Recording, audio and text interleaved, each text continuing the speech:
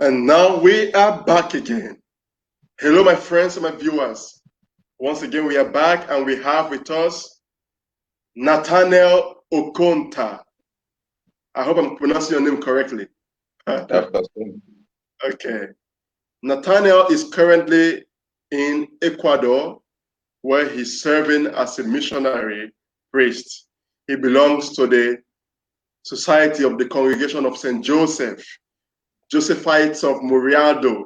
At least that I have to get it correctly, so not to mix things up.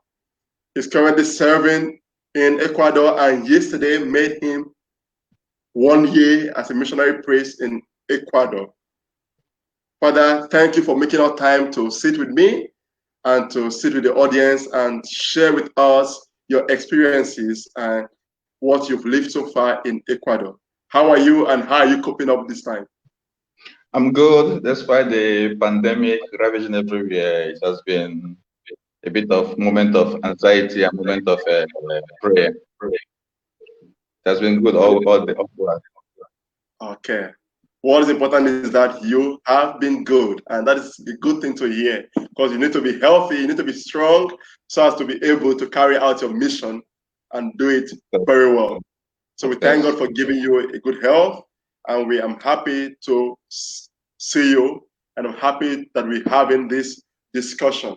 So I'm going to go straight to the point. Usually I ask my guests questions, I write down questions, but this time I didn't write any question because I want you to speak from your heart. Once you speak from your heart, people can relate to that. Because when we speak heart to heart, it makes more sense than when we speak from head to head. Okay? So right now, I know that this is your second spell in Ecuador. Because 4 years, between now and 5 years or 6 years ago, you were in Ecuador as a student. You worked in Ecuador as a student. You did a pastoral year as a student there.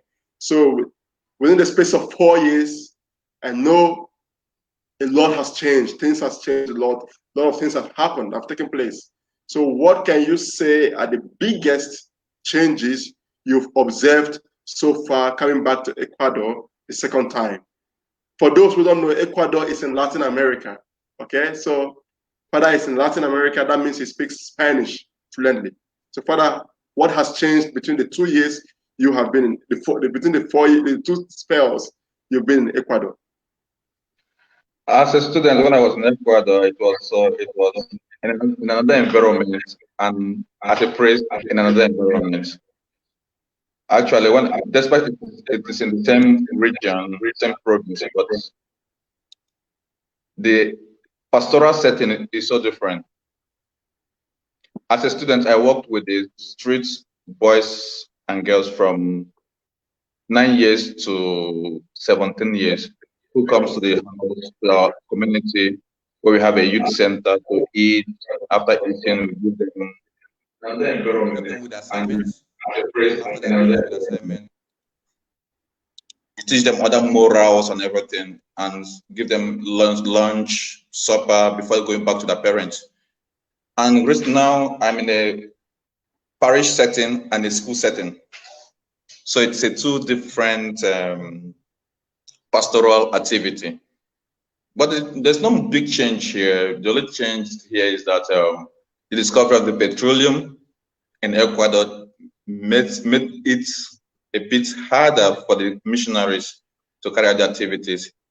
Most of the youths now leaves this province to look for a job on another province where the new discovery of petroleum is. They have to work and also increase prostitution among the ladies. So that is the only change, the big change here. But in terms of other social activities, it's practically mostly the same.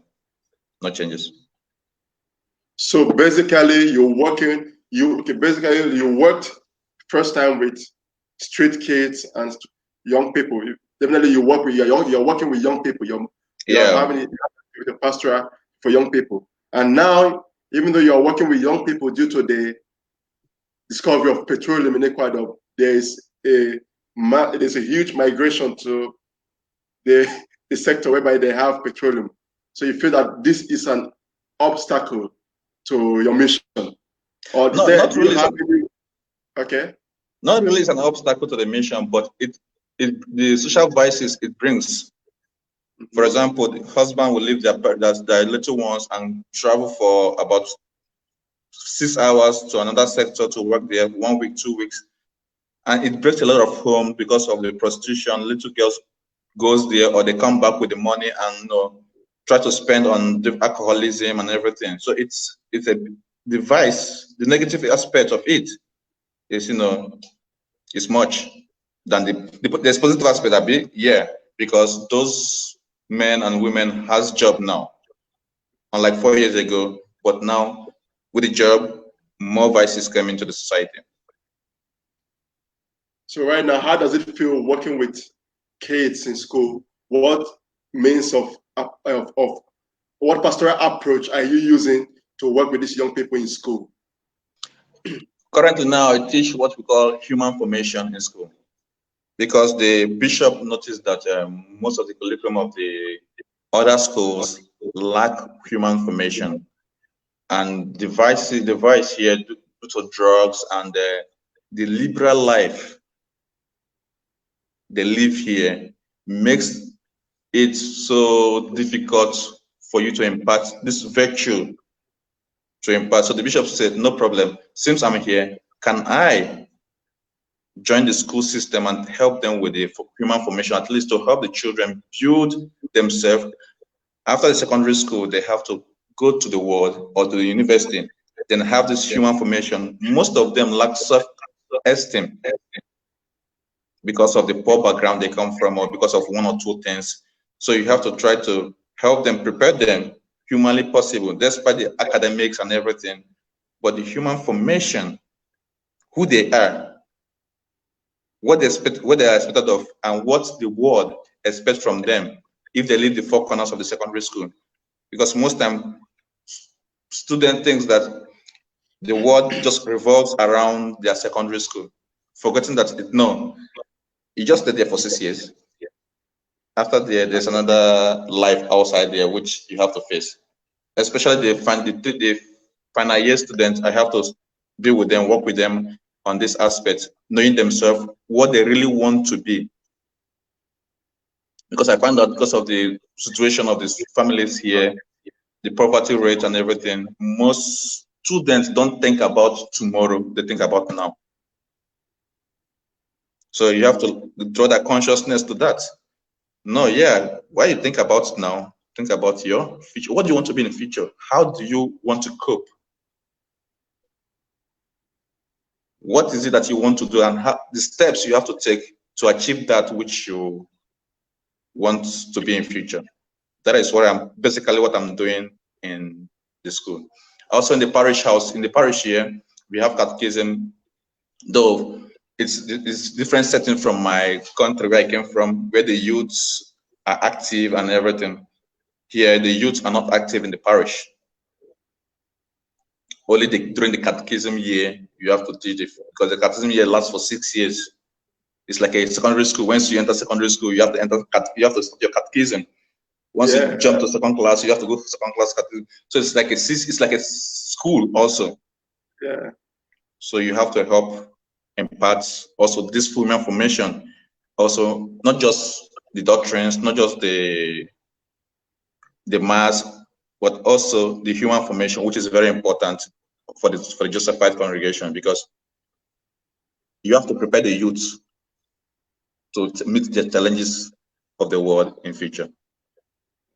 So my question is, because I see that you're emphasizing on this human formation, which means you're inviting them, and from what you say, you're letting them be aware of the world out there, and this world out there is not a world that might be so lenient to you being a Christian, or you being no matter the religion you practice. And now, on the other hand, some of your students might be part of the catechism classes you guys are giving in the parish. And now you made mention of where you don't have to indoctrinate them. So my question is, how do you balance this human formation and the aspect of the catechism, whereby you have to teach them? And sometimes the catechism comes with indoctrination. what this is how it's supposed to be. How do you balance both for a young person going out there to face a challenge?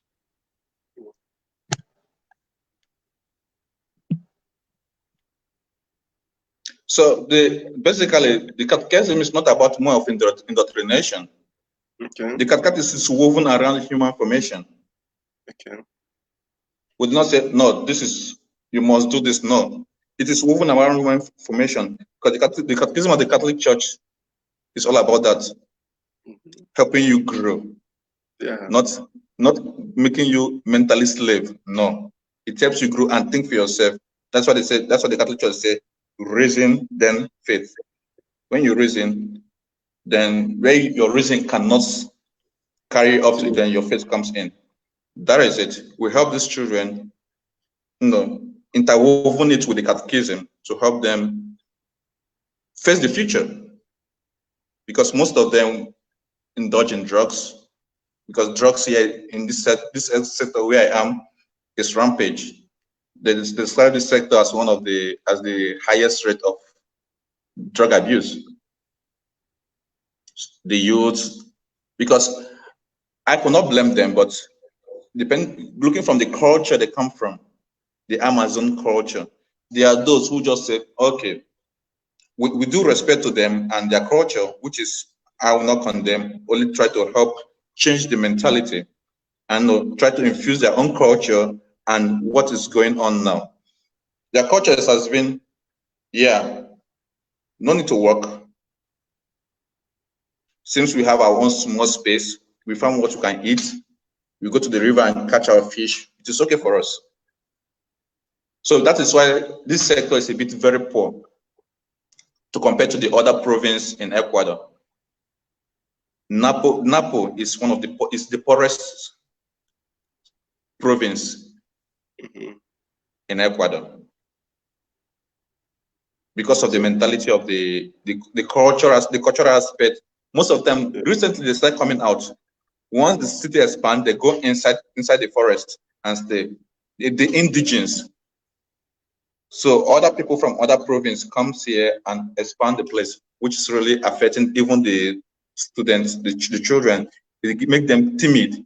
It make them lose their self-esteem. So we have to interwoven those things and say, no, you're a human being. God loves you. You can do it. Do not be afraid. Let's see, look at it in the Bible. Look at where it is, how Jesus Christ loved you. He said, I loved you. My love for you is eternal and is gratuitous. So moving that concept and the catechism of the Catholic Church with the human formation helps a lot in their formation. Wow. So wow, it's I'm shocked hearing some of the things you're saying, because sometimes we might be in our own comfort zone. We think everything is moving as smooth as it can be, but we don't know what the other person out there is living. And you mentioning some of these challenges that are affecting our youth over there. It's really, really sad, whereby at a younger age you are exposed to drugs, and you also mentioned about prostitutions, and some of them, they have to leave the family. So, and then you see that, and when we look at things, we know that the family is supposed to be the bedrock, the first environment whereby that provides security for the kids. And if the family is not able to provide this security, this assurance, this safe place, safe haven for the kids, they have to look for it elsewhere. Yeah, So, because also here, there are many divorcees here, many single parents, single mom, and also most youth indulge in sexual activity and result to early pregnancy. So you say a boy of 13 years telling you, Father, I have a son at home. I have two students who are the same class with me, but having children.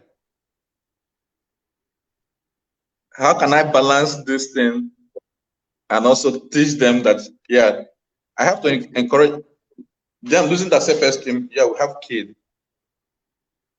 and finding difficulty with their studies. Now they live as family. They live together in the house, but come to school together. How can I advise them? How can I tell them, no, yeah, you made a mistake, for sure. But that mistake should not define you. But instead, prepare you to where you want to be tomorrow. It will be difficult, yeah, but your determination, that is what the concept of human formation comes in. Yeah. So it is rampant everywhere. If you bring 10 guys, 10 boys, out of that 10, 5 of them are having kids. Wow. And they're not up to 17. Bring 10 girls. There was one day I was in a classroom. I never knew a girl was pregnant in the classroom there. And I was telling them how to keep themselves and how to determine. So the girl started crying.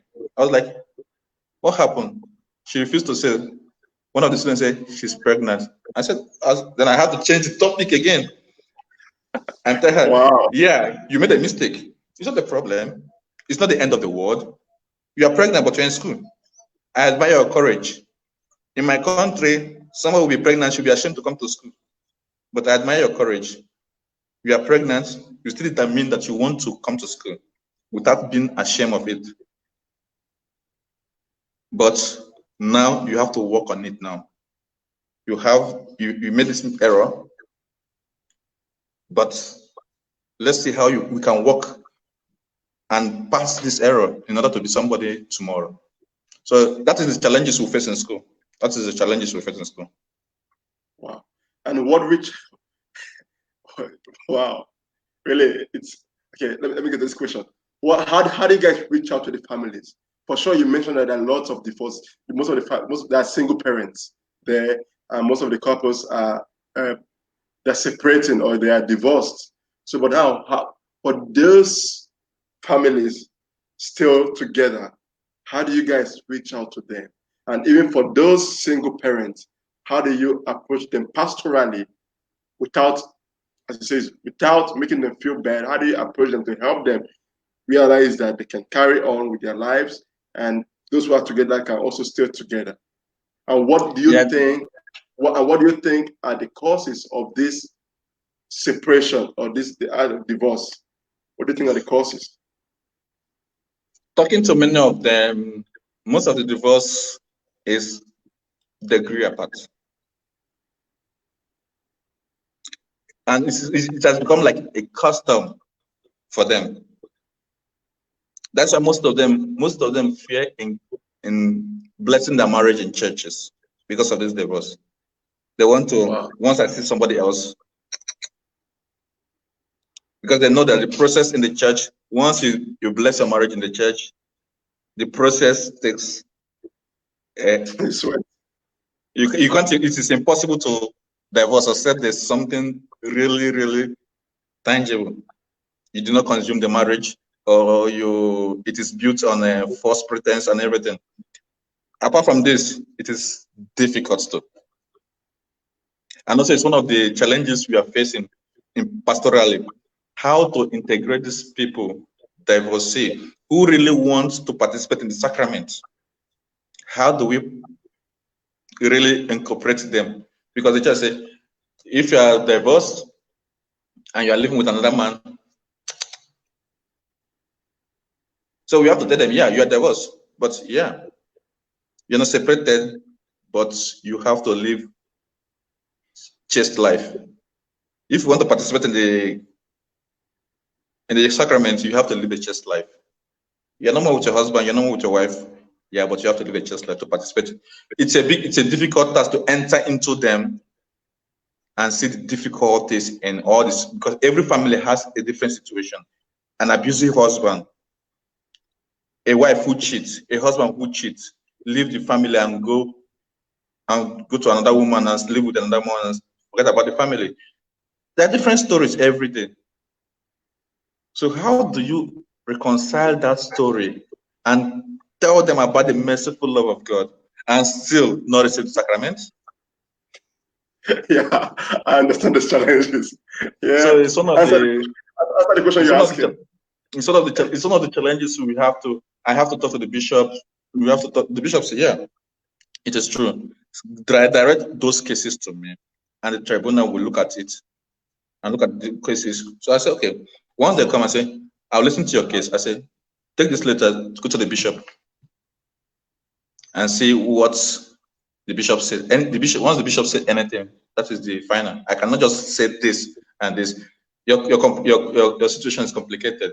Divorce is something ravaging the world, ravaging the family again, all over the world, not just here.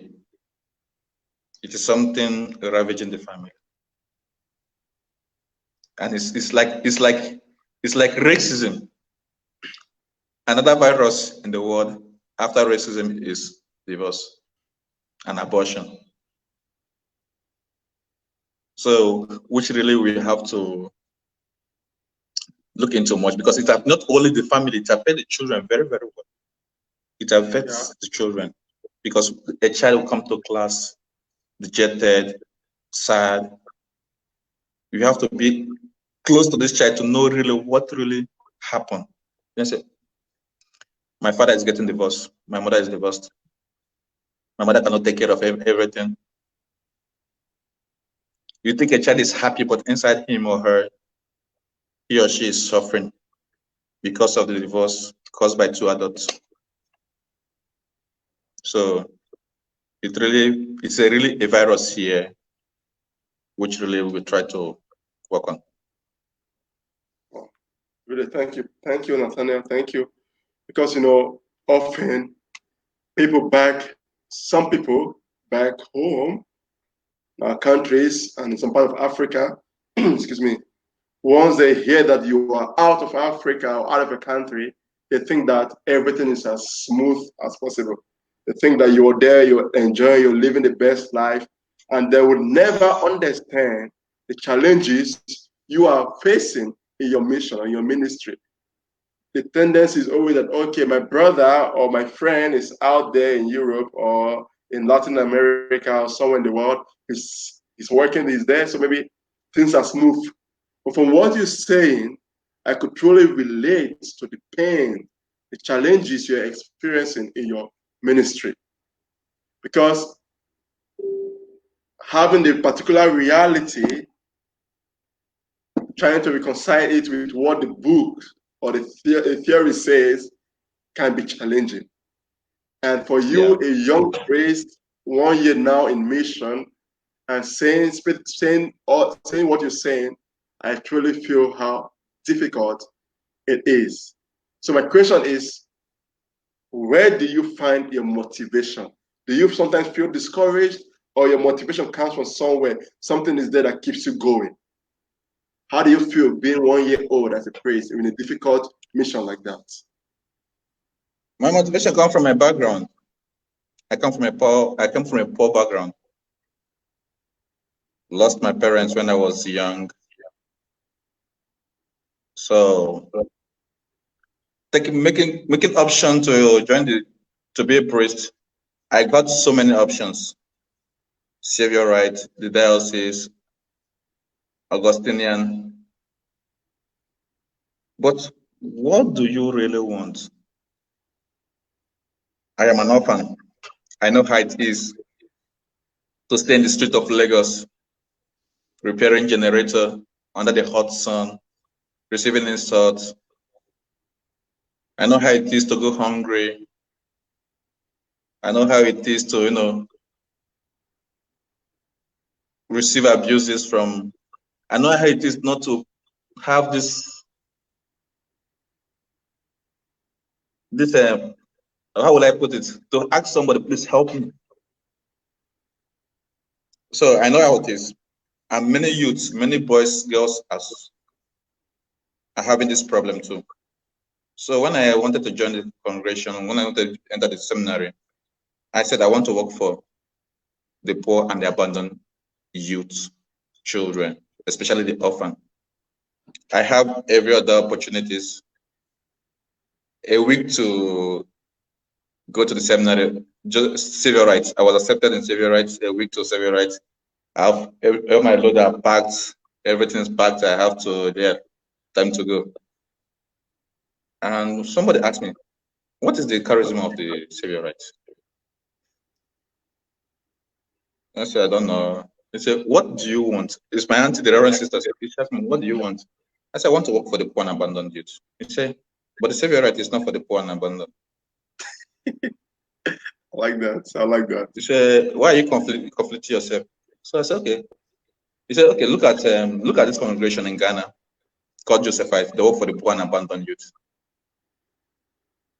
But a bed in hand is better than getting admission to the seminary in Nigeria is difficult. I have 2 beds at hand. I can choose from anywhere I want to go. But this one, they don't know me. Nothing. But I have to abandon the other ones and focus on Josephite. Luckily, and praise be to God, they accepted me, and here I am today. That is the motivation. Anytime, anything. That's why I asked to come back to Ecuador, because they need priests. When I came, I saw that they lack priests. After my theology, I asked the general father, can I go back to Ecuador to help? Because yes, they helped Africa when Africa needed their priests. Now it's time for Africans to help out. I say, fine. That's every day. Anytime I come, I say, remember where you come from, and you know how you will need to help others. Give them that determination which you had. Most of them had that low self-esteem. I had low self-esteem. So even when you know that you know this, but that self-esteem is not there, it brings you down. Now is the time to impart that knowledge you had, that experience onto the young ones growing. That is what keeps me going. Wow. Thank you, really. Thank you so much. Because, it kind of reminds me of this beautiful dictum that do unto others what you want them to do unto you. And sharing with me your background, where the background you're coming from, or where you came from, and then seeing that as a motivation to serving and giving yourself for others. That for me, it's really a selfless act. Because sometimes we forget where we come from. And sometimes we lose focus on where we're going to. And the worst of all is that we don't even pay attention to those we meet or those around us. But saying that you're finding your energy from what you've experienced, the difficulties, the challenges. You didn't let that to weigh you down. Rather, you see that as something that propels you to serving others. For me, that one is really selfless and beautiful. And I'm really happy, and I'm really learning a lot. And I can only say, keep it going, keep going. And I pray that Christ will continue to give you the strength to serve those He has called you to serve. So my next question is, looking at what is going on in the world right now, you made mention earlier on of COVID-19, the coronavirus. In a society as so relaxed as yours, where you are right now, what are the challenges that this COVID-19 poses to your mission? Are you able to carry out your missionary activities in this time of pandemic, or you go around it some other way? How have you been coping on with the COVID-19? Currently now, the Latin America is the epicenter of COVID-19. Brazil, Ecuador, and it is serious here. When you hear the siren every day, everything and everything. It has not been easy. People live in fear and lockdown for the past four months since February ending. I've been indoors till now, no mask, nothing. But we have to make use of what we have, the internet. So we had a strategy that every day we have rosary. Not just we ask the family, we divide it into family. Each day takes your rosary. You stream it live, or if you cannot stream it live, use the landline and call the parish. The parish stream it. Yeah. But the phone will be close to and everybody could pray along. Wow. We have a mass every day, 6 p.m. mass. I celebrate the mass every day, and there we give hope and try to tell them that it is Not it is time for pandemic. Christ, when we think that the Christ is not there, when we think that God is no more there, that is when God is there with us. He's always working with us, despite the moments we are facing. And also help them, telling them that the love of Christ, which He has given us, it is time to impart it. We have faith. We believe in God. Then how do I show I believe in God? By helping others who are more vulnerable. There are many who are dying of hunger. Hunger is ravaging everywhere. Many who don't have food, who don't have anything. So it's time to share. So that is our advice and everything, helping them. Now we have the novena of Sacred Heart of Jesus, because the parish's name is dedicated to the Sacred Heart of Jesus. So we are going through the novena every 9 o'clock in the evening. Now the television now comes in, help to broadcast why I transmit on Facebook. The television station share it and broadcast it to the nation and everything. So it has not been easy. No confession. You can't go visit somebody who is sick and everything. But we do what we can do. We can follow the guideline of the Bishop Conference of Ecuador. So we're waiting for them to say we should open our church to people for mass, and but for now, it has not been. There's no indication we are opening now. Okay. So still pray for it. Wow. Thank you. So I'm going to read the comment. I'm going to read two comments. One is from Richard. Richard is from Zambia. Richard is saying that missionary life is always at heart in my life. Thank you very much for sharing. Thank you, Richard. Myla is from the Philippines, but she lives in Jerusalem. She's saying it's interesting. Thank you, Father, for sharing your experiences. God bless you more. God bless you too. So I want to go to, we like what you're saying, that about coping up with the COVID-19 and your apostolate. You said there are sometimes you cannot go out to give sacraments to those in need. But now I want to draw your attention. I don't know if I'm mistaken, but once you had to be quarantined for 14 days, right? 21 days. For 21 days, not even 14 days, 21 days on top of the 4 months of home quarantine lockdown. So you're quarantined for 21 days. But people might not know that you were exposed to COVID-19.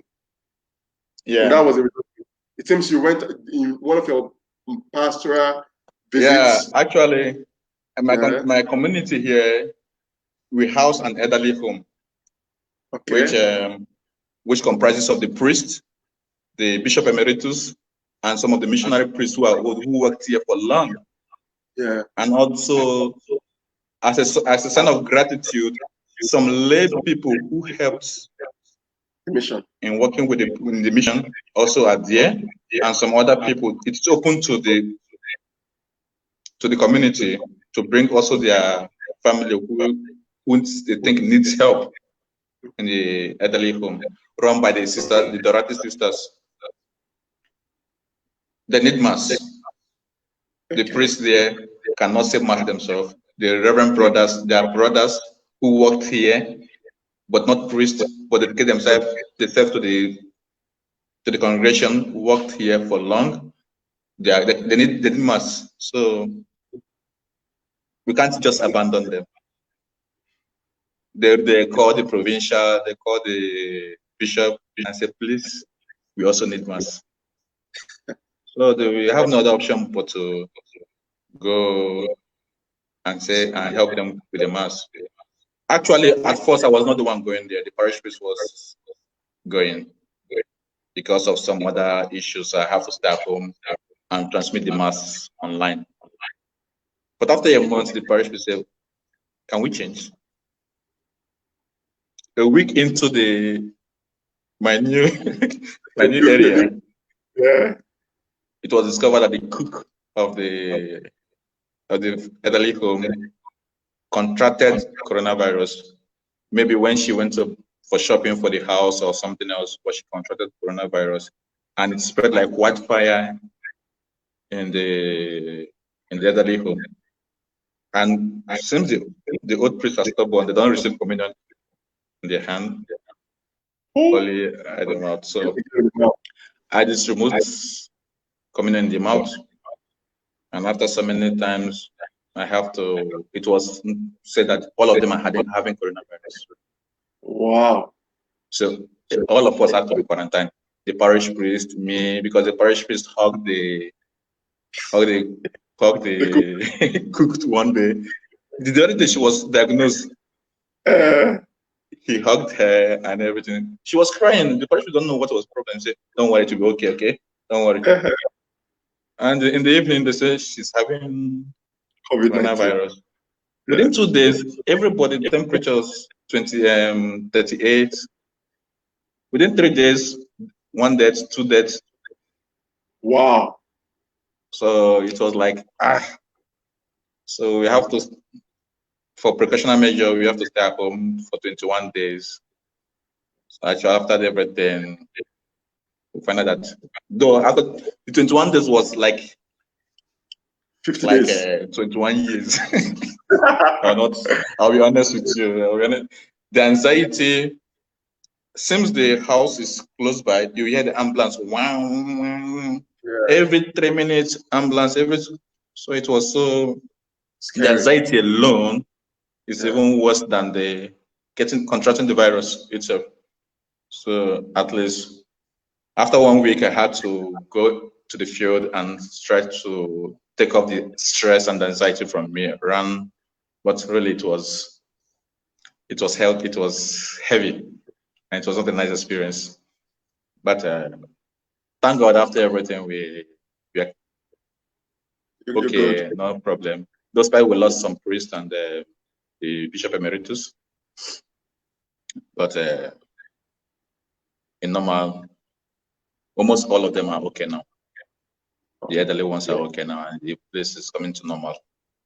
That's good. So that is basically it is not a good experience, and I wouldn't wish anybody to go through this experience. That's good to hear. Really. Wow. Because I myself also live in a house with lots of elderly people in their 70s and 80s. And remember when the lockdown began, we had to take measures. Even the way we sit at home, our dining hall, we changed the sitting position. Where we meet for our usual meetings and gatherings, we also changed social distancing, even at home, and no going out. So I kind of understand that when you live in a larger community of people with 21 persons or 50 persons, it can easily spread once one person contracts it. What really helped us is that during the time of this COVID, our cook stopped coming. So we had to cook ourselves, and mostly I have to do the cooking because I'm the only one who knows how to do the cooking, and I have to use the Nigerian system of cooking. So I had to use a lot of ginger and garlic. So we eat a lot of ginger, raw ginger, morning, night. So it really helps. It really helped us. And despite we come in contact with them, none of us had the coronavirus. Wow. Thank you so much for your sharing. Thank you for everything you've said. I want to ask the last question, and it's going to be the last question, but also your words, any word you have to say to the young people. But the question is related to what you said earlier on, that, families, the challenges families they face, and how these challenges affect the kids, whereby they have to go into drugs and prostitutions, and you helping them to balance the human formation with the spiritual formation. So to our young people back in Africa or in other parts of the world, and to the young people in Ecuador, what are the words you want to say to them, and also to the families, to enable them give a better future or create a safe environment for the kids? What are the last words you have? The words I have to say is that the family is a small church. What we build from the family, we start from the family, then the teachers in school, and the priest and the catechist and the church takes over. But once the foundation is not laid, in the family, then it is difficult for that child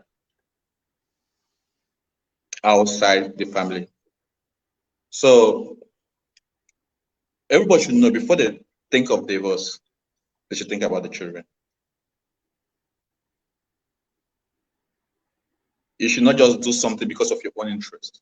Now you are responsible for 2, 3, 4 kids. So 1, 2, 3, 4 kids. How will my decision affect these children? Divorce is not any only problem of Europe, Latin America, or North America. It is global. Even in Nigeria, the rate of divorce is going high in Nigeria. But before you make that decision, think about how it will affect those children, those kids, because it will not be easy for them. Even growing up without a parents, I know, without my parents by my side, I know how just leave the case for just a mother, knowing that my father is around and is with another woman, or my mother is around, she's with another man. It hurts. It hurts more than knowing that my parents are not around. I know my parents are not around. Then I channel the anger towards the supreme being. But now the children will channel the anger towards the adults. That is the main problem. And what I forgot to say is that Ecuador, despite all these negativities, there's a lot of positive things there. There are a lot of positive things, which I learned every day. The faith alone, the faith within the elderly ones is superb. When I say faith, I don't mean lip service faith. I mean deep faith. Deep faith. They take the sacrament serious, which now we have to. I'm also urging the parents to teach the children. Every day in my homily, I say, teach your children the importance of the Eucharist. Teach your children the importance of prayer. Teach your children the importance of reading, because that is also what we are facing. After confirmation, they say, child, church, bye-bye. They remember the church only when they're in problem, but they have so many difficulties. They say, oh, I come to, once the problem is solved, we'll see next time when I have problem. Why? Because the problem started from the family. The father is not there, the mother is not there, who teach them how to pray. But the father and the mother do not pray at home. That's why they are good Christians. That's why they have this strong faith. But now they have this liberal life. Let me leave my child. Let him decide. No, you have to inculcate something in him. But not that's the way our parents do when we are kids. At least inculcate in them, give them the freedom, also help them to balance their freedom. He said, no, I know you want this, but if you do this, it will be better. So help them to go, they should help them to go to church. That is what I'm facing, we are facing here. Not only here, even in Europe, when I was in Europe. So, but there are some youth, there are many parishes whose youth are also doing great. For example, there's a group called Lazos Marianos, which is very, very great for young and they do something great. The priests were solely there for as a guidance, but they do their things. They have their own mode of, and it's full of youth, and I appreciate them. I really appreciate them, but we have to do more. We have to do more. Oh, thank you so much, Padre, for the words. And to just summarize what you said, that before the parents decide to divorce or separate, they have to think about their kids, not just about themselves. Okay? And then you also encourage the aspect of the Ecclesia Domestica, which is the small church, in the words of John Chrysostom, the Ecclesia Miniature. And I think this is very important because that is the foundation for not only spiritual formation, but human formation and also moral formation. So I think that, as I always say in this, my broadcast that parents should always recognize that they have a huge responsibility to play in the life of their kids. And that always starts from the family. It's easy to send them to boarding schools. It's easy to send them to public schools. It's easy to send them to the church, to whatever you want to send them to. But before you send them to those places, make sure you've given them tangible formation they need. That basic formation, which is the formation of love, the formation of respect, the formation of acceptance, the formation of truthfulness, of honesty, the formation to do good always and avoid evil. So when they go out, what they receive will only complement what the family has given to them. So Father, I won't say much. I just want to encourage you to keep doing your good work, keep serving Christ. As I say, God cannot give you what you cannot handle. God knows your capacity. He knows how strong you are. He has called you for this mission. And definitely He is giving you the strength and the tools you need to carry out the mission. So I will only say, keep staying positive. Keep up that, because you need to have a positive mind to be able to serve young people, to be able to work with the young people who are in difficult situations. So keep having that positive mind. Keep reaching out to people the best way you can. Keep serving the families. Keep teaching in your schools, giving them the basic and the truthful education. And I know that the foundation you're laying today will definitely be great tomorrow. The kids one day will look back and say, wow, truly Father Nathaniel played a huge role in my life. Thank you, Father, and I hope to see you or to talk to you some other time. God bless you. Thank you very much. It's my pleasure. Thank you. I'm always available. Thank you. I will.